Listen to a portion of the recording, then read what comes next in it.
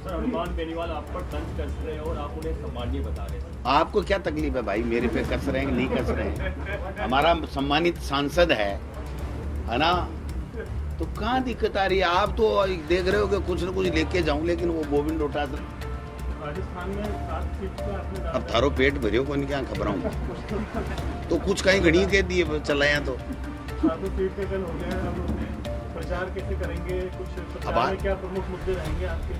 तो मुद्दे तो भाई साहब इन्होंने ही दे रखे हैं, हम तो क्या मुद्दे लेंगे बताओ। Sir, Mahatma Gandhi government school की नीट की आपने बात कही है। भाजपा का आरोप है कि आपने नीट मीडियम तो बना दी है, लेकिन टीचरों की भर्ती नहीं की, क्या कहेंगे? तो टीचरों भर्ती आप कर दो ना, आपको कोई मधुमक्खियों के डंक मरवाने के लिए मंत्री बनाया है क्या? राजस्थान में 7 विधानसभाओं के उपचुनाव होने जा रहे हैं। 25 तारीख शायद नामांकन की आखिरी तारीख है और 13 तारीख को चुनाव हैं। 7 विधानसभा चुनाव में भारतीय जनता पार्टी को 0 सीटें मिलेंगी, और वो इसलिए मिलेंगी कि जिस आस और उम्मीद के साथ में भारतीय जनता पार्टी की सरकार यहां पर राजस्थान में जनता ने बनाई थी, उस आस और उम्मीद को मुख्यमंत्री के चयन, मंत्रिमंडल का गठन, ब्यूरोक्रेसी के ट्रांसफर, योजनाओं की क्रियान्विति, बजट, इन सब चीजों में निराशा हाथ लगी है। कहीं भी जो वादा किया गया उसके मुताबिक कोई काम नहीं हुआ है, और ये पर्ची की सरकार भ्रमण, भाषण और भ्रमित पे पहुंची, और उसके बाद में सर्कस बन गया। मंत्रियों ने इस्तीफे दे दिए। भारतीय जनता पार्टी के प्रदेश मुख्यालय में बैठ करके कैबिनेट मंत्री ये एक हाथ जोड़ के कहता है कि मुख्यमंत्री जी, मैं आपसे निवेदन करता हूं मेरा इस्तीफा स्वीकार कर लो, लेकिन आज तक उनके इस्तीफे का कोई फैसला नहीं आया। एक दिन मंत्री की डिजायर लेटर पैड में साइन करते हैं, दूसरे दिन विधायक पे करते हैं। मंत्रिमंडल की बैठक में शामिल होते हैं तो जनता ये मानती है कि वो मंत्री हैं, और दूसरे दिन कहते हैं मैं तो एसआई पेपर की भर्ती निरस्त कराने गया था, मेरा मंत्रिमंडल से कोई वास्ता नहीं है। तो इसलिए लोग बागों के एक जुबान पे आ गया कि ये सर्कस है, और अब यूटर्न सरकार बन गई है। और यूटर्न सरकार इसलिए बन गई कि एक भी फैसला ये अपना लागू नहीं करवा पा रहे हैं। आप देखिए, शिक्षा विभाग जैसा विभाग जिसके अंदर इन्होंने पहले कहा था कि 100 दिन में हमारी ट्रांसफर पॉलिसी को हम शामिल करेंगे, इन्होंने वापस यूटर्न ले लिया। अंग्रेजी मीडियम महात्मा गांधी स्कूलों को हम हिंदी मीडियम में कन्वर्ट कर देंगे, इन्होंने यूटर्न ले लिया। उसके बाद में मोबाइल पर प्रतिबंध लगाया, उसको वापस ले लिया। फिर उन्होंने कहा कि प्रारंभिक शिक्षा पंचायती राज से 6D के माध्यम से हम माध्यमिक शिक्षा में इनको ट्रांसफर करेंगे, वो वापस ले लिया। फिर कहा था कि जो सरप्लस टीचर्स हैं, जो अगेंस्ट पोस्ट बैठे हुए हैं, उन लोगों को हम समायोजन करेंगे, जो रिक्त पोस्टें हैं उनके ऊपर, उन्होंने वो भी नहीं किया। फिर मंत्री जी ने कहा कि दूध योजना बंद करके हम मोटे अनाज की योजना लाएंगे, उसको भी नहीं किया। और कल तो हद ही हो गई जब एक ट्रांसफरों की लिस्ट आई और 3 घंटे बाद में वो निरस्त हो गई। आना और निरस्त होने से बड़ी बात यह है कि मंत्री ये जवाब दे कि कुछ त्रुटियां रहेगी उसको सुधार करेंगे, और यूडीएच मंत्री जारी करते हैं कि हमारे सेवर सदस्य जो नगरपालिका, नगर परिषद, नगर निगमों में, उसको भी 24 घंटे में निरस्त हो गई।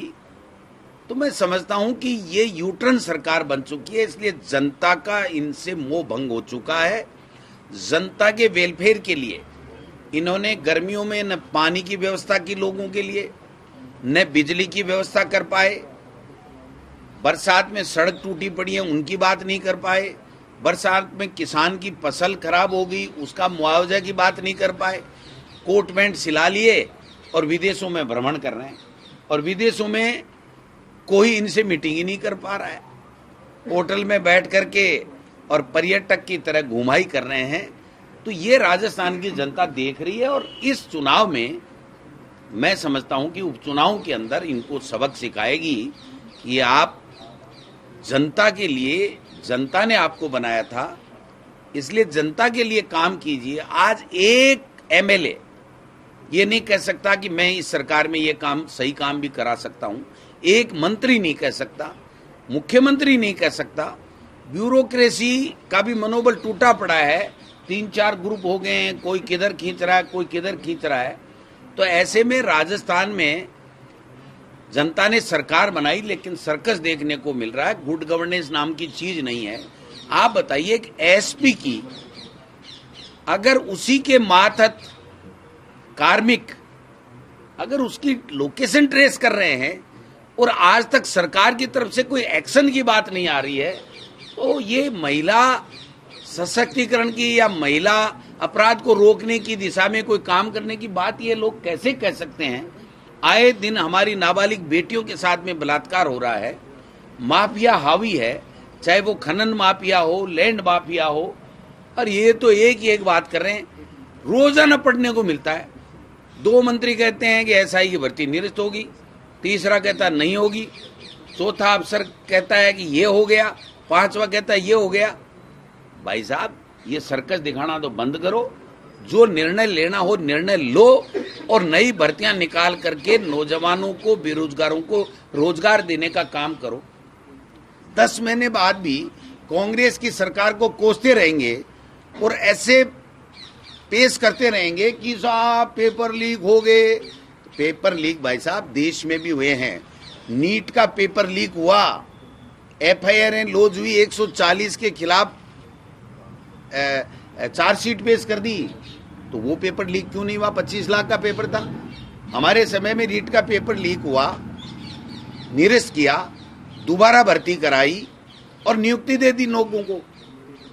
लेकिन उसको आप कितने दिन टूल बना बना के आप झूठे बदनाम करते रहोगे। जिसको जो अपराधी मिल रहा है सरकार को, वो अपराध के खिलाफ काम करे, लेकिन अब ये सर्कस दिखाना बंद करे और गुड गवर्नेंस करे, योजनाएं अच्छी जनता के लिए लेकर के आए, जनता के बीच में जाकर के उसकी समस्या सुने। आपने देखा होगा तमाशा बना दिया इन्होंने। एक दिन 2.5 घंटे या 1.5 घंटे बीजेपी के कार्यालय के अंदर जन सुनवाई हुई और दूसरे दिन ताला लग गया।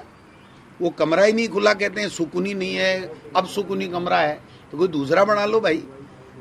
जन सुनवाई हमने कांग्रेस की सरकार के समय में अध्यक्ष था, मेरे से पहले भी हुई थी, मैंने भी कराई। जन सुनवाई होती थी, 100-100, 200-200, 300-300 आदमी आते थे, हम उसकी सरकार में भेजते थे। कुछ का काम होने वाला हो जाता था, नहीं भी होता था, वो अलग बात है। लेकिन जनता को एक केंद्र मिला हुआ था कि भाई हम जाकर के हमारी बात कह सकते हैं, हमारा परिवेदना दे सकते हैं। यहाँ तो कोई परिवेदना लेने वाला ही नहीं है, कोई सुनने वाला ही नहीं है। जब मंत्री खुद ये कहे कि मैं मंत्री हूं ही नहीं, तो आप बताओ जनता किसके पास में जाए। और एमएलए ये कहने लगे, जनप्रतिनिधि, कि हमारी चलती नहीं है। आप अधिकारी 2-4 के नाम वो बोलते हैं, मैं नहीं बोलूंगा, तो उनके पास जाओ। तो ये क्या हो रहा है? ये तमाशा नहीं हो तो और क्या हो रहा है? इसलिए हमने तैयारी कर ली है 7 उपचुनाव की। हमने सीनियर ऑब्जर्वर एक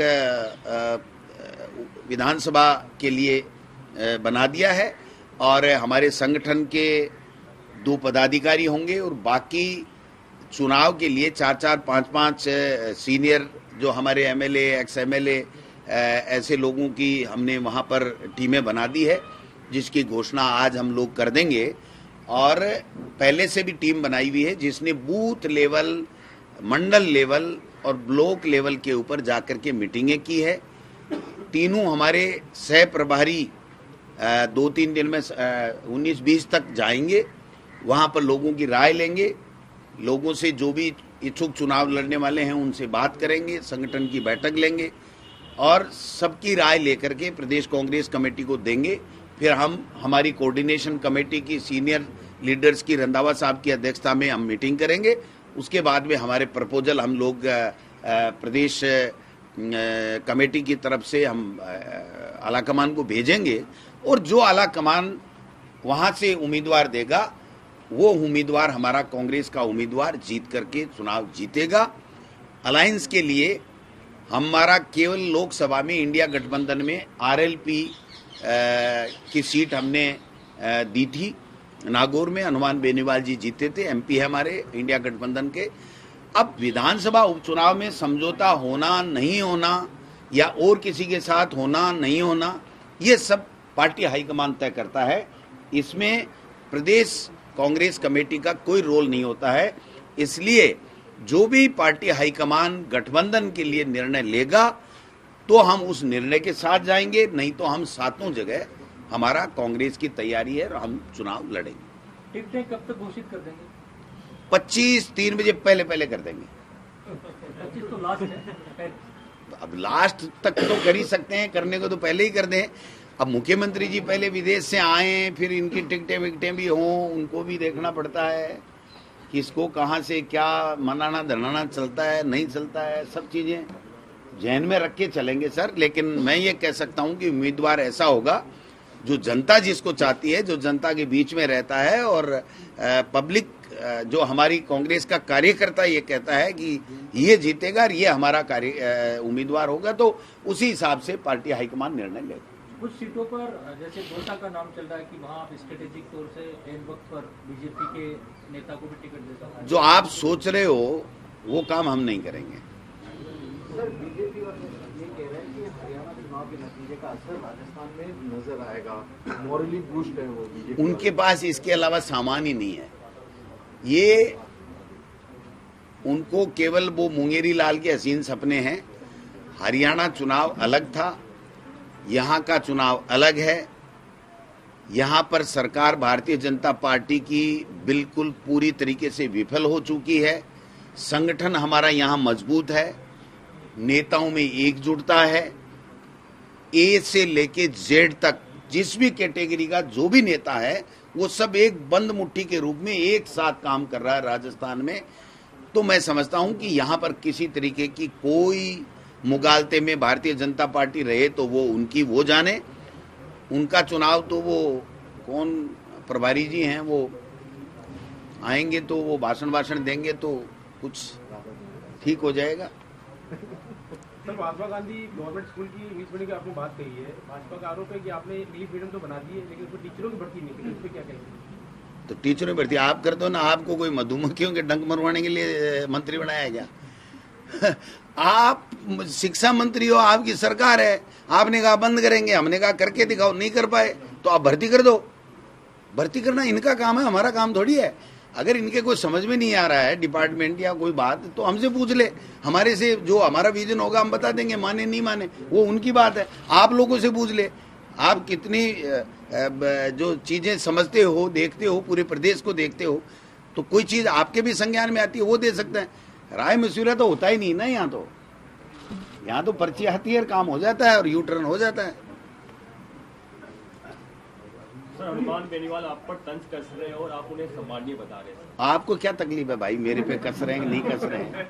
हमारा सम्मानित सांसद है ना, तो कहाँ दिक्कत आ रही है? आप तो देख रहे हो कि कुछ न कुछ लेके जाऊं, लेकिन वो गोविंद डोटासरा पहले वाला नहीं रहा।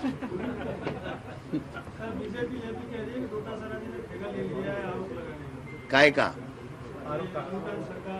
तो मैंने कहा यू टर्न किया नहीं क्या? मैंने तो बताया एक और बता दूं भी से भाई, यू टर्न यही तो ले रहे हैं। 3 घंटे में ऑर्डर निरस्त कर रहे हैं, 24 घंटे में ऑर्डर निरस्त कर रहे हैं। इनके खुद के बोले हुए शब्द मैंने लिए हैं, वरना तो मैं तो 400 पेज की कॉपी भर दूं इनके यू टर्न की। तो मैं क्यों आरोप लगाऊंगा? मैं सीधा साधा आदमी, मैं जानता नहीं। आरोप तो ये लगाते हैं जो कईयों ने तो भोग लिया और कई भोग लेंगे। जी, महिला सुरक्षा का जो मुद्दा किया है, डीएसपी की लोकेशन ट्रेस की गई, उसी विभाग के पुलिसकर्मी द्वारा कार्रवाई के नाम पर उनको सस्पेंड किया गया। आगे किस तरह की कार्रवाई का जिक्र करें, क्या होना चाहिए? कौन करे? तो मुख्यमंत्री तो विदेश में है और मुख्यमंत्री जी गृह मंत्री हैं, तो अब किरोड़ जी तो ये फैसला कर नहीं सकते। तो कौन करे? मुख्यमंत्री करे, उनसे पूछो। बीजेपी की बेट देखने वाले आपके जो मित्र हैं उनको कहो कि मुख्यमंत्री जी से पूछो भाई आप गृह मंत्री हो, कब तक इनके खिलाफ क्या करोगे। मैं तो क्या कर, मैं तो यही कह सकता हूं कि ये बातें अच्छी नहीं है, ये बातें अच्छी नहीं है। आप महिला सशक्तिकरण की बात कर रहे हो और एक आईपीएस अधिकारी जो देश की सबसे बड़ी नौकरी होती है, अगर उसका मातहती उसकी लोकेशन ट्रेस कर रहा है तो ये हमारे लिए, पूरे प्रदेश के लिए गंभीर बात है। इतनी सी बात है, बाकी तो वो जाने उनको कार्रवाई करनी नहीं करनी, क्या करनी, जांच करनी नहीं करनी, वो तो उनके हाथ में है ना साहब। वो तो अभी तो कांग्रेस वालों की जांचें करने में लगे हुए हैं, उनको फुर्सत कहाँ है अपनी जांचें करने में। उनकी जांच तो हम कराएंगे, समय आएगा 3-4 साल बाद में। आप इतना टाइम लोगे फटाफट कर दोगे? हैं टाइम उतना ही लोगे फटाफट कर दोगे? बोलो सीटा पूरा तोल जो, बोलो ताकड़े पर बैठाए तो शुरू गद्दी पर है, वो देखा गया 4 साल बाद में। हाल तो टाइम है भाई। सर उदयपुर में जो गोविंदा में पैंथर द्वारा हमले हुए हैं, आदिवासियों को मुआवजा नहीं मिलने पर वो बहुत गंभीर बात है, बहुत ही गंभीर बात है। 9-9, 10-10 लोगों की जानें चली गई और ये सरकार की संवेदनहीनता की पराकाष्ठा है कि उसमें कोई चर्चा ही नहीं। इनके तो सुबह उठो तो अखबार में देखो ऐसा ही भर्ती का क्या आया खटका। तो भाई इस खटके को बंद करो, इस सर्कस को बंद करो, जो करना है फैसला ले लो और आप गुड गवर्नेंस दो। जो पीड़ित लोग हैं, परेशान लोग हैं, उनकी मदद करो, ये काम करो। कर ही नहीं रहे कुछ। मैं क्या करूं, कितना कहूं। बीजेपी सांसद ये कह रहे हैं कि आदिवासी पार्टी ने पैंथर को छोड़ रखा ताकि आदमपुर पैंथर मंगवाया, किसने बोला? बीजेपी सांसद बोल रहे हैं। कौन, कहाँ का? उदयपुर का। वो ही जाने भाई, उनके ज्ञान पे मैं तो टिप्पणी करने लायक हूँ नहीं। मैं तो करूँगा, आदिवासियों को मुआवजा तो समय पर नहीं मिलना चाहिए ना, हमने दिया था ना। हमारी सरकार के समय टाइगर से अटैक से हो गया था, उसको पैसे दिए थे हमने। 8 लाख तो मेरे ध्यान में, ज्यादा का मैं नहीं कह सकता, बातें तो कही हैं। पैंथर के मामले में अलवर में तो फिर बताओ, अब ये तो कुछ कर नहीं रहे ना भाई साहब। तो ये तो भ्रमण पे निकले हुए हैं ना। सर ये बाइपोल के पहले एआईसीसी ने गहलोत जी और पायलट साहब को महाराष्ट्र भेज दिया, तो इस पे आप क्या कहेंगे? तो नहीं भेजना चाहिए। नहीं, उनको इसलिए भेज दिया ताकि यहाँ पे ज्यादा टाइम ना, उनके क्यों? जो राइवलरी है उसको क्यों यार? से डाइवर्ट कर दिया था। हाँ, यार बड़ा जोरदार सवाल है। क्या बात है, क्या बात है। लाया कुछ मिला नहीं इतनी देर में, इसलिए अब कुछ ना कुछ। सवाल तो है, कुछ नहीं, कोई सवाल नहीं। वहाँ की जिम्मेदारी भी निभाएंगे, यहाँ की उपचुनाव को भी देखेंगे और दोनों ही हमारे वरिष्ठ नेता हैं। पूरे हिंदुस्तान में भी काम करेंगे, राजस्थान में भी काम करेंगे और सब मिलकर के इस भारतीय जनता पार्टी का सुपड़ा साफ करेंगे। राजस्थान में 7 सीट पे आपने डाला। अब थारो पेट भरियो को क्या खबराऊं तो कुछ कहीं घड़ी कह दिए चलाया तो 7 सीट का कल हो गया है। अब प्रचार कैसे करेंगे, कुछ प्रचार में क्या प्रमुख मुद्दे रहेंगे आपके? वो तो मुद्दे तो भाई साहब इन्होंने ही दे रखे, हम तो क्या मुद्दे लेंगे बताओ, कर लेंगे। हनुमान बेनीवाल हमारा इंडिया गठबंधन का सम्मानित सांसद है, तो तालमेल ये है। कब आपको कब टूटा मिला तालमेल? कोई टूटा मिला आपको? तालमेल ये इंडिया गठबंधन का सम्मानित सांसद है। हाँ, सब मिलकर के लड़ेंगे, बीजेपी का मोरिया बुलाएंगे। थैंक यू, नमस्कार।